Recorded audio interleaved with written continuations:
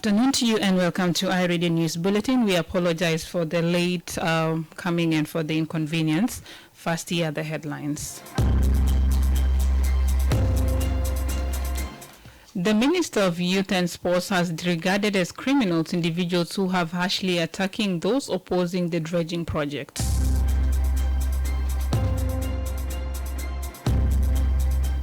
The President of South Sudan Basketball Federation has suspended the Secretary General and Finance Secretary from the office. And the Secretary of the State at the Vatican has expressed the call of Pope Francis to South Sudanese leaders to pursue peace and reconciliation.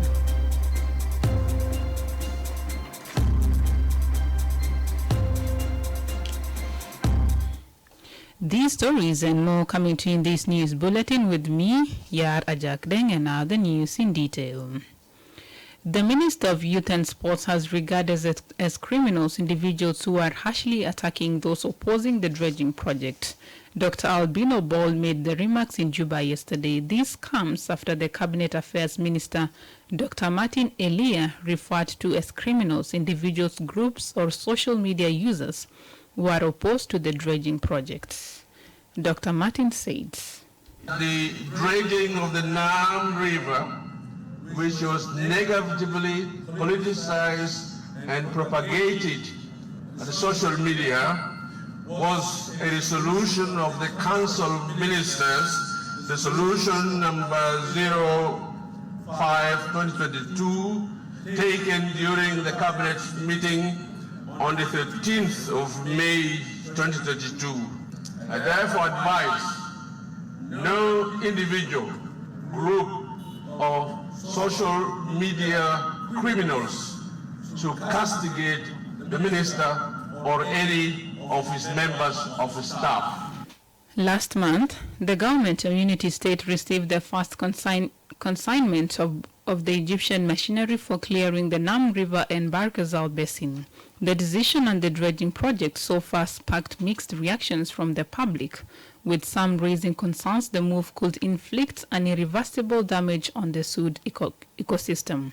Following the events, different government institutions contradicted themselves over the dredging plan aimed to mitigate 3 years of flooding in the low-lying areas of the country. The Youth and Sports Minister, Dr. Albino, said that the dredging project should not be rushed before proper environmental and social-economic impact studies are conducted. He instead regarded as criminals individuals who are attacking those against the dredging projects.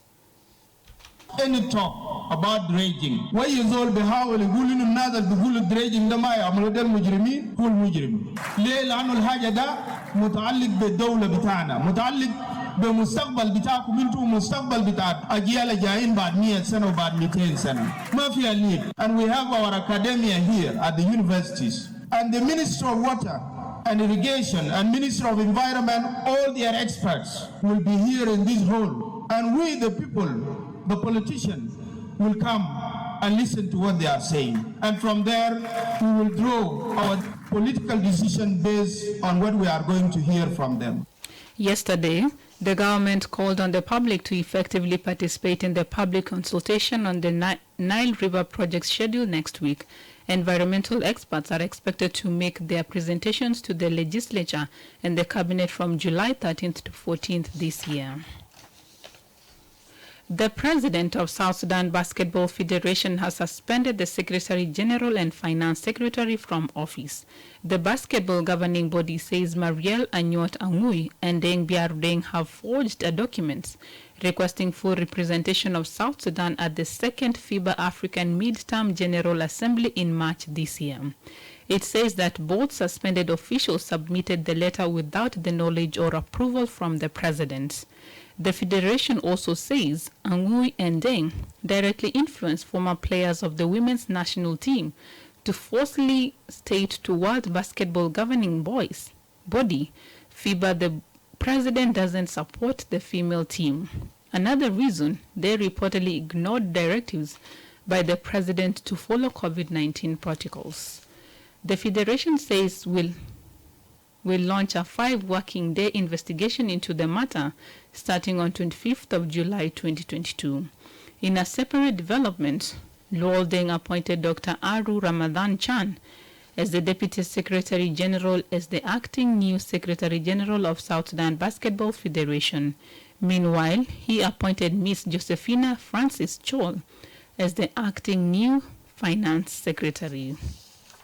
Meanwhile, the Minister of Environment and Forestry has called on the government to allocate a budget for the national basketball team to strengthen them in future competitions. The boys thrashed Rwanda 73-63, Cameroon 65-51, and 72-64 in the 2021-2023 FIBA Basketball World Cup Qualifications Africa.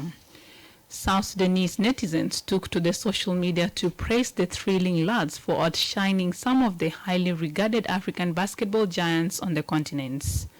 The victory has put South Sudan on top of Group B with accrued 61 points, followed by Tunisia on 17 points, with Rwanda at the bottom of the negative 51 points. Speaking during the belated World Environmental Day, Forestry Minister in Juba Monday, Josephine Nafon, applauded the boys for job well done.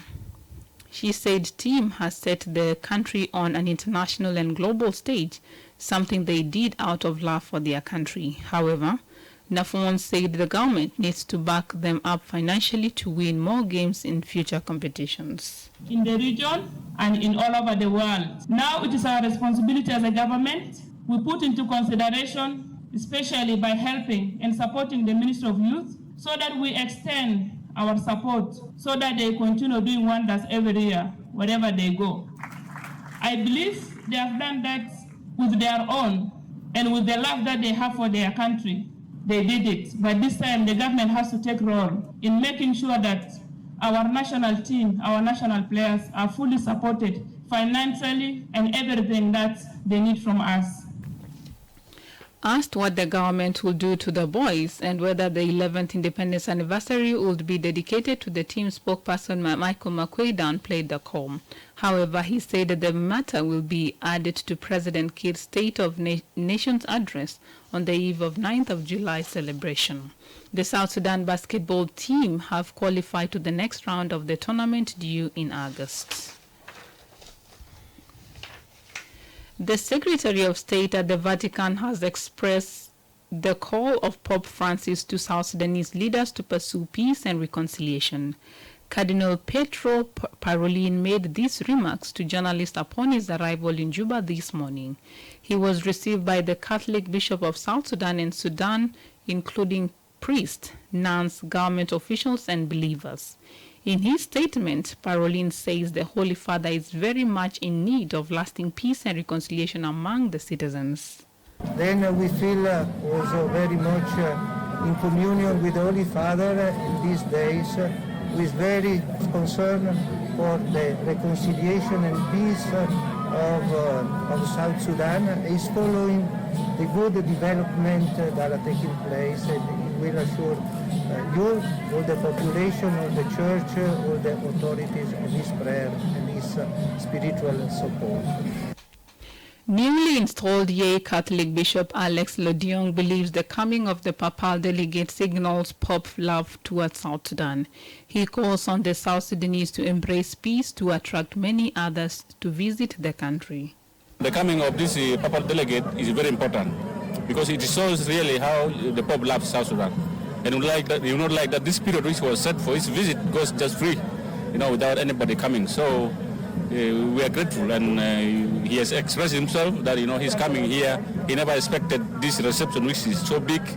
He expected something small because it was not prepared for him. But he got surprised that the people of South Sudan are welcoming, and I think that is what we are, and we should be like that. And as he comes, we hope his coming becomes a beginning, starting for really peace in this country. Once there is peace in this country, I'm telling you, many people will come to this country, and this country will be blessed. For his part, Kwal Manyang Juk, senior presidential advisor, welcomes the visit papal delegates to Juba. The whole government is happy receiving him, receiving the president today, and the population is very happy. The population of Juba, the population of South Sudan, all the churches are happy for this visit, and they feel that South Sudan is blessed. Last month, the Catholic Archdiocese of Juba announced the visit of the Vatican Secretary of State to Juba. The papal envoy will today meet President Kiir and his first Vice President, Dr. Machar. He is expected to travel to Bentiu in Unity State tomorrow before celebrating a Holy Mass on Thursday at Dr. John Garang Mausoleum. The Vatican's Prime Minister will also meet the Catholic priests and religious leaders. He will then conclude his mission on Friday after visiting St. Paul's Major Seminary, the Catholic University of South Sudan, and the Children's Hospital Astrastuna. Sorry for that. And the governor of Warrap has blamed the recent clashes which left 25 people dead in Tony, North County for his absence. Last week on Monday, the State Information Minister said dozens of soldiers, some government officials and civilians were killed during armed clashes on Saturday. The Chief of Military Intelligence and former Commissioner of Tony, North County were among those killed. At the time, a score of other soldiers were reported missing following the violence involving the army and armed local youth. Governor Aleu Ayeng Aleu, who just returned from a medical treatment in Egypt, regrets his absence. He spoke to reporters upon his arrival at Juba International Airport yesterday. I'm sure if I were to be there, this thing would not happen. But unfortunately, it have already happened. I think we all want peace. We had a policy we have been following all along to bring peace to the area. And the issue of peace is not actually, it's not a governor's affair alone. Like the people who are here, they are part of what is happening. So we must all unite our hands and to see that the peace comes to the area. It's not a one man's affair. Guns are still a problem. But the government should not give up. Something must be done.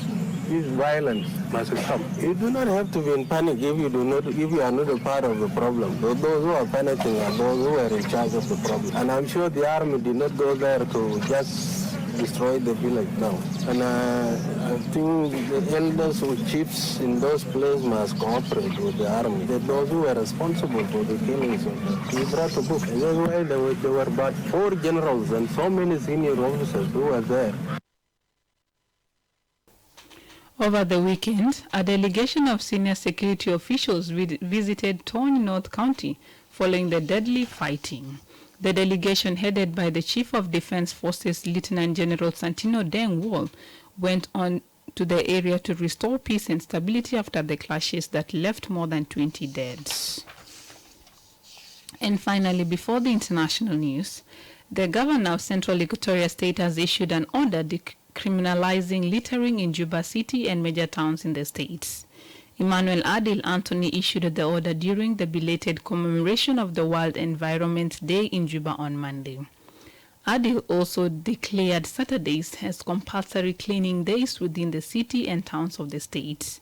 He then directed the state security apparatus and Juba City Mayor to ensure culprits are apprehended and arraigned in court of law. We have issued an executive order criminalizing littering.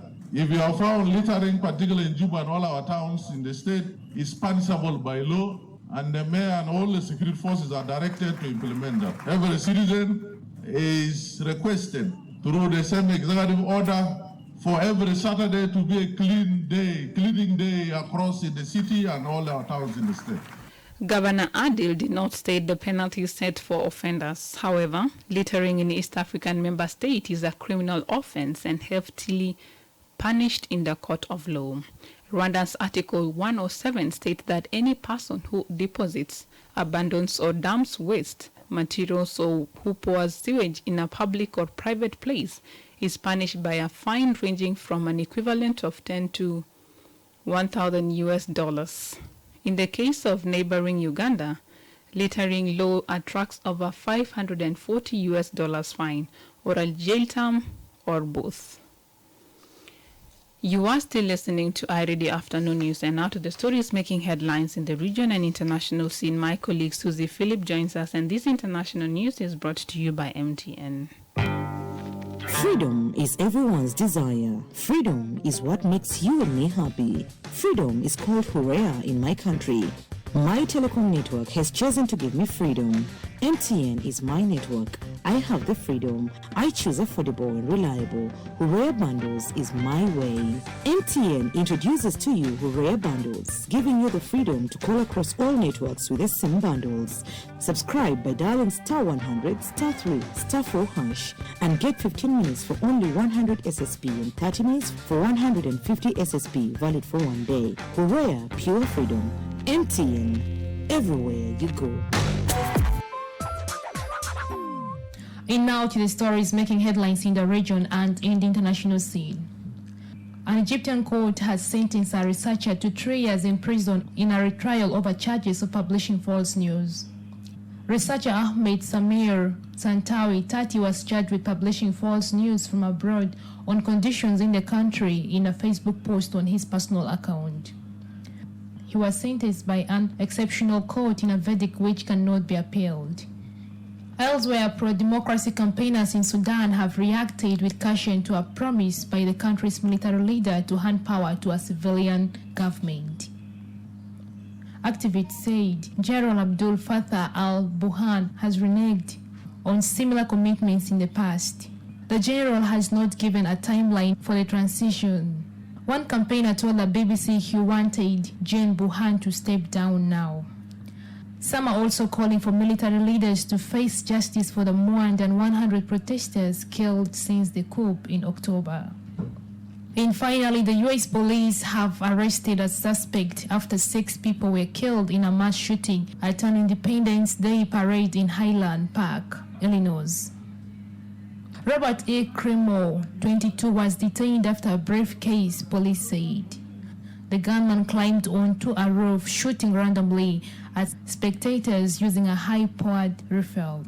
It is the latest mass shooting to hit the U.S. There has been one in every week of the 2022. President Joe Biden said he was shocked by the violence. These are the end of stories making headlines in the region and in the international scene.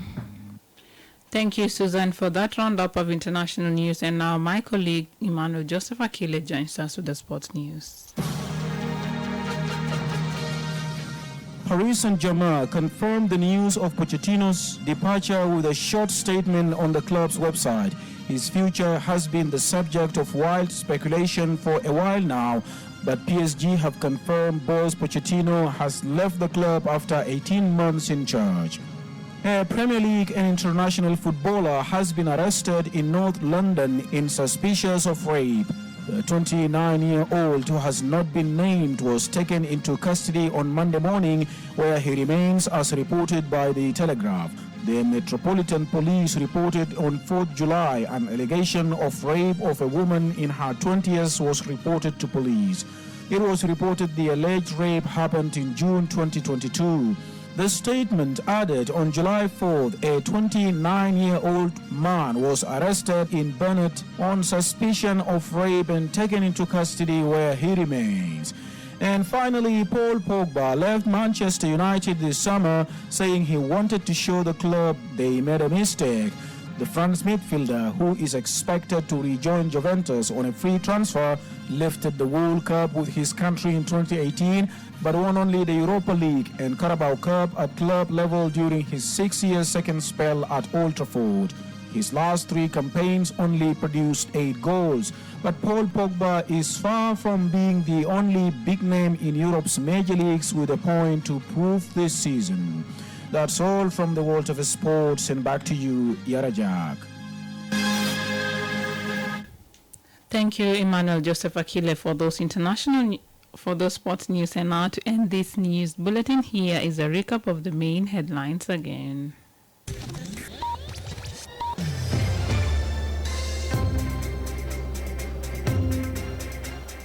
The Minister of Youth and Sports has regarded as criminals individuals who are harshly attacking those opposing the dredging projects. The President of South Sudan Basketball Federation has suspended the Secretary General and Finance Secretary from office. And the Secretary of State at the Vatican has expressed the call of Pope Francis to South Sudanese leaders to pursue peace and reconciliation. That's the end of iRadio Afternoon News. You can also get these stories and updates by subscribing to iRadio News Alert on your MTN South Sudan number. Call 700-700# and follow the instructions. If there is a story or an event you would like iRadio to cover or report about, please send us a text message on +211 925 287870. It is also our WhatsApp number. Follow us on Twitter at iRadio Juba. Like our Facebook page, iRadio. Subscribe to our YouTube channel, iRadio South Sudan, and watch our comprehensive interviews. You can also visit our website and listen to us online at www.iradio.org. Stay tuned for the news in Arabic at half past the hour. I am Yar Ajakdeng. Thank you for listening.